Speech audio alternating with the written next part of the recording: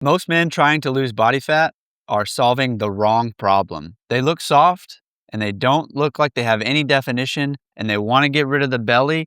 And the real problem is that they are under muscled. By the end of this video, I'm going to help you identify some of the common problems that lead to this metabolic slowdown, this belly fat that's stuck, and that definition that you can't seem to get or see. I've been a men's nutrition coach for the last 15 years. I've worked with over 1,000 clients, and many of them do DEXA scans, and I see the very same thing. Most men have more visceral fat in the midsection than they think they have. This is causing an inflammatory cascade. It's messing with cholesterol levels. It's messing with your testosterone levels. And overall, it is that fat that is driving metabolic derangement. We got to get rid of this, and most people have more than they think. The other common issue I see is they totally underestimate their body fat percentage. They may think they're at 18% body fat, but they're really at 23% body fat. The DEXA scans show this every time. And the reality is most guys after 35 are just losing muscle mass, and it is wrecking their metabolic rate. Their metabolism is only slowing down because their muscle is wasting away. And this is what these DEXA scans show. What fat percentage are you at? Where is it located and distributed? What muscle mass do you have? Where is it located and distributed? It's going to show you your bone mineral density. And with this scan, you can get a very clear picture of where you need to go.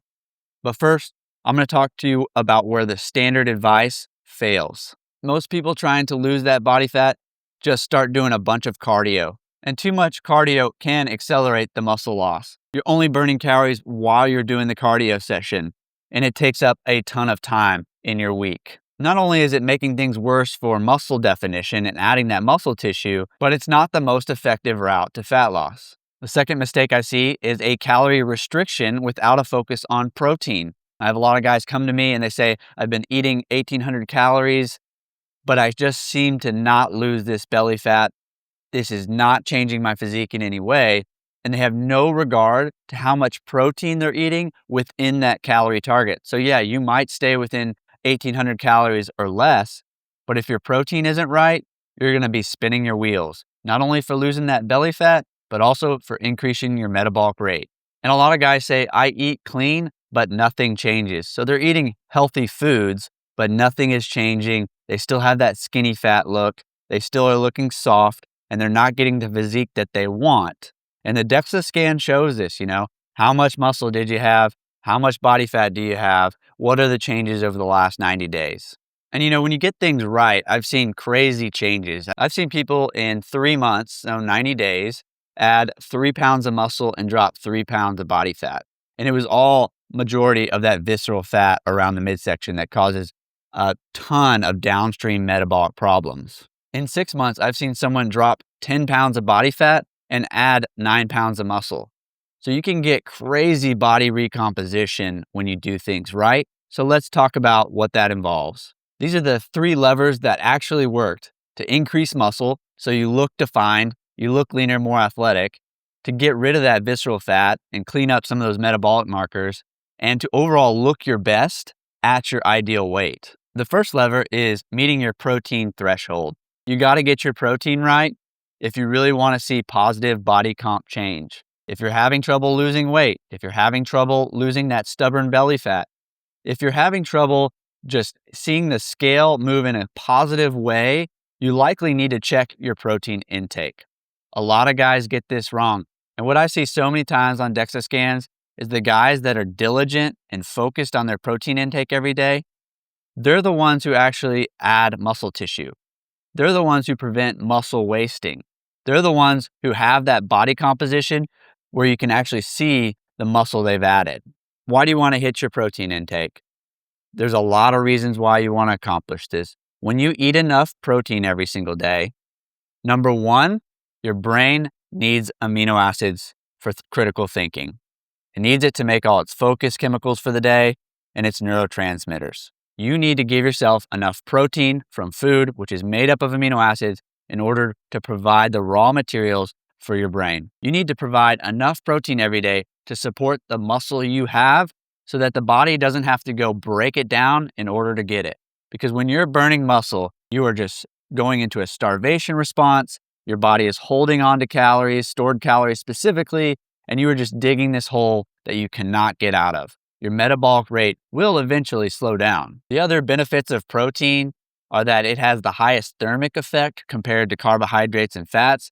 So when you eat protein, your body is actually ramping up its metabolic rate in order to break it down. This is the thermic effect, slightly increase in metabolism to break down that protein compared to carbs or fats. Protein is super satiating to the brain. The brain picks up on those amino acids that you're eating, and it's going to shut off hunger. So if you're trying to watch your calories, watch your intake, eliminate the snacking or reduce it, then having enough protein in your day and each meal spaced accordingly is going to really help you eliminate some of that extra junk and keep the calories in check and overall help you lose that belly fat. Another way protein really helps with satiety is that it requires a lot of chewing. If you think about a breakfast where you just eat some oatmeal, but instead maybe you have the oatmeal, but you have eggs and chicken sausage, that is going to be a lot more chewing involved. It's tightly linked to satiety in the brain and is going to help you feel more full and satisfied and help you overall reduce the calories for the day. And look, you don't need to overeat protein. You just need to have it optimal. I generally recommend a minimum daily standard of protein. It's the number you don't go below. And as long as you're above that, the thing that happens most is that as protein gets optimized, your waistline goes in. So that midsection body fat, that belly fat you want to get rid of, that visceral fat that's wreaking metabolic havoc, you got to get your protein intake right. And a lot of that's going to take care of itself. But you have to do the second part of this picture, and that is to ditch the endless time spent in the gym doing cardio, and you need to exchange it for resistance training. Every guy over 35 needs a minimum number of resistance training sessions every single week. When you add in the weight training, this is where things really change for you. And there's a couple reasons why. Number one, when you do cardio, you're just burning calories during that cardio session. But when you do weights, the body is breaking down muscle tissue. It has to repair that tissue. That repair process takes 24 to 48 hours, and it burns a lot of calories.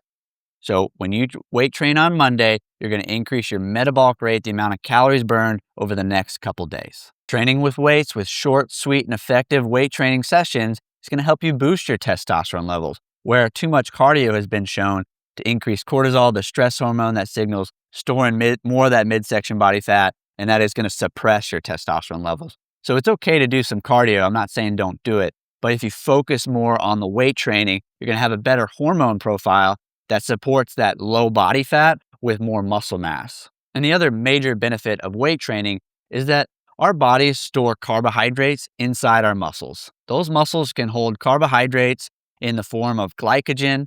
Carbs break down into glucose in the body. That glucose goes into muscle tissue. It's stored glycogen. And so what weight training does is it depletes some of those carbs in the muscle, and some of those carbs that you eat throughout the day, your body grabs them and immediately shoves them into muscle tissue. And when you do this repeatedly over time with real whole minimally processed foods, you have a smart carb intake that matches your activity levels and your calorie goals, you become more insulin sensitive.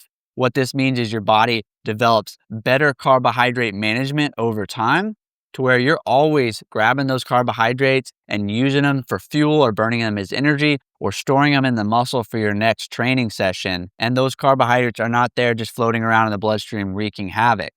Those carbs in the bloodstream can give you the brain fog, they can give you fat storage, they can create those mood swings and insulin dips and spikes.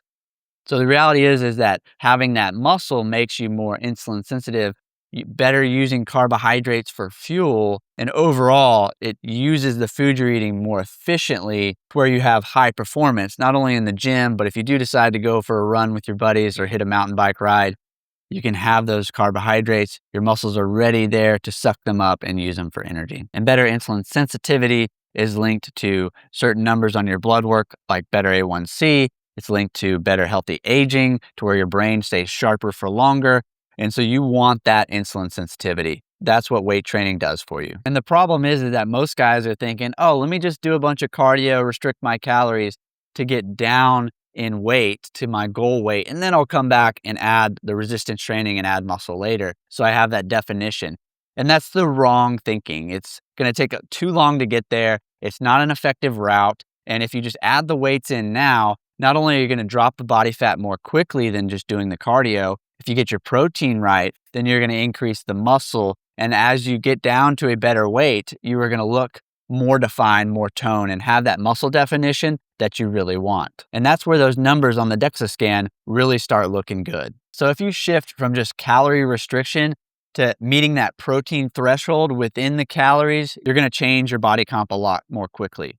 If you switch out some of the endless cardio and hours of cardio and have a minimum number of weight training sessions, resistance training sessions in the week, you're going to change that body comp a lot more quickly. But the third piece is identity. You want to have an identity of I'm in this to build muscle.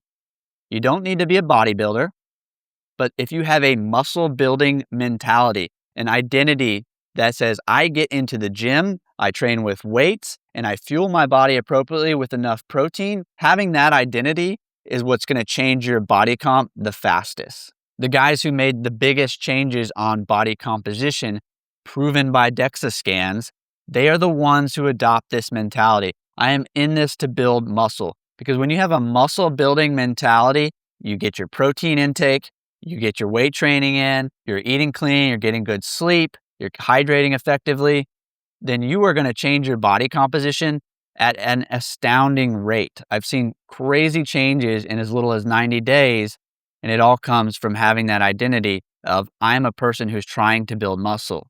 Again, you don't have to be in a huge calorie surplus and try to get all bulky.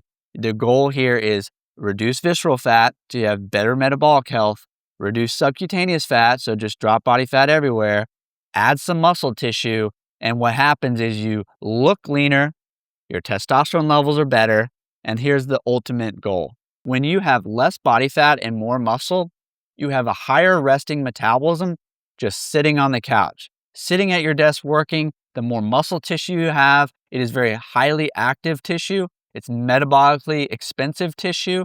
The more muscle tissue you have gives you a higher resting metabolism just sitting on the couch watching the game. And when you have that higher resting metabolism, it is much easier to lose fat, drop the visceral fat, and it is much easier to maintain the weight you want to be at, even if you had a little bit more flexibility come in with the food. Even if you went on a trip for the weekend and the food wasn't as great as normal or you're eating out more than often, those times are not going to even be a speed bump for you when you've added this muscle tissue because the muscle is there to suck up any of those extra carbs like we talked about. The muscle is there to help increase your basal metabolic rate, the amount of calories you're burning at rest. And then if there's extra calories in the food for a few days, your body is going to burn that up, use it for fuel. So having that identity of I'm in this to build some lean muscle is going to give you the fastest change. Muscle is your insurance policy against extra calories, against too much blood sugar floating around and damaging the brain later in life. It is your insurance policy against a slow metabolic rate. So get your protein right, get your minimum number of weight training sessions in every single week, and then that identity of I'm the person who's trying to add some muscle tissue. Get a DEXA if you can. Check it in 90 days, 6 months, whatever you want to do. The things you should see on that is visceral fat go down, muscle mass go up, bone mineral content go up if you can.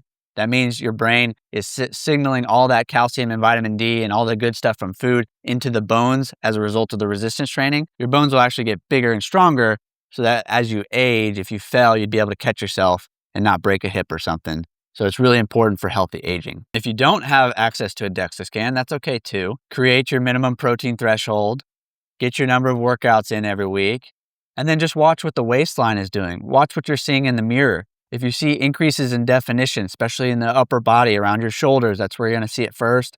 And then you see waistline going in, clothes are fitting looser, you got to use an extra belt loop, whatever it is about the waistline going down and seeing more definition, then you know you're creating a positive body recomposition. More muscle, less body fat.